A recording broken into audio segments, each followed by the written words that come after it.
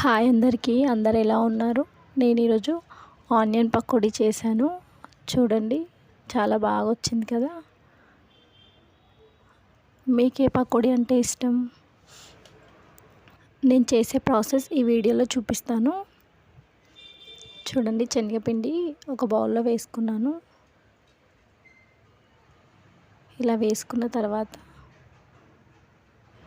కొంచెం టేస్ట్ కోసం అల్లం వెల్లిగడ్డ పేస్ట్, అలాగే కొంచెం కలర్ కోసం కొంచెం పసుపు వేసుకోండి.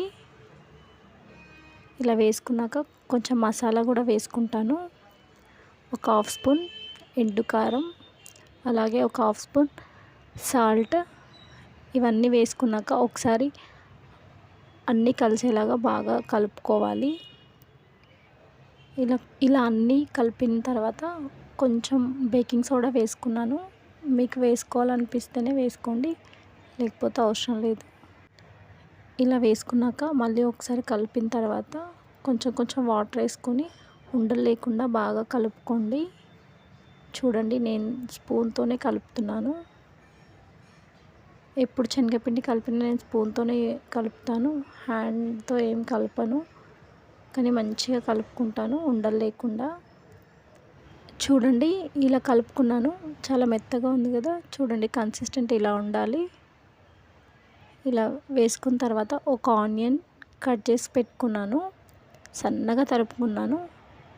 ఇట్లా పొడి పొడిగా చేసుకుంటే పిండికి బాగా పడుతుంది. ఆనియన్ పిండిలో వేసుకొని మళ్ళీ ఒకసారి అన్నీ కలిసేలాగా బాగా కలుపుకోండి. చూడండి, ఇలా కలుపుకున్నాక ఒక హాఫ్ అన్ అవర్ అలా మూత పెట్టుకున్నాను. మీకోసం ఒక చిన్న జోక్ చెప్తాను. మార్నింగ్ లేట్ అవుతుందని మా పాపని లేపుతున్నాను. చూడు టైం ఎంత అవుతుందో, ఎంత లేట్ అయింది స్కూల్కి అంటే, మమ్మీ నాకు టైం తెలియదు కదా, నేను ఎలా చెప్తాను అనింది. అప్పుడు ఆ జోక్ విని మా పాపను హగ్ చేసుకున్నాను. చాలా నవ్వు వచ్చింది. స్టవ్ ఆన్ చేసుకొని ఒక కడాయి పెట్టుకోండి. కడాయి వేడెక్కాక కొంచెం ఆయిల్ పోసుకోండి. పకోడీ వేగేంత సైజులో ఆయిల్ వేసుకుంటే సరిపోతుంది.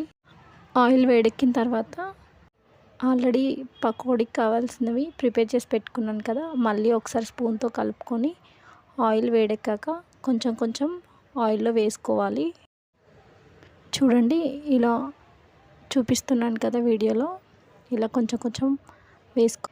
స్టవ్ హై ఫ్లేమ్లోనే పెట్టి ఇలా కొంచెం కొంచెం వేసుకోండి. అలా అయితేనే విడివిడిగా అవుతుంది, చక్కగా కాలుతుంది కూడా. ఇలా వేసుకోండి. టూ సైడ్స్ కాల్చండి. ఇలా గోల్డెన్ కలర్ వచ్చిన తర్వాత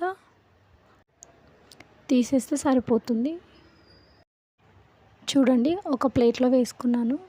చాలా బాగున్నాయి కదా, తినాలనిపిస్తుంది కదా.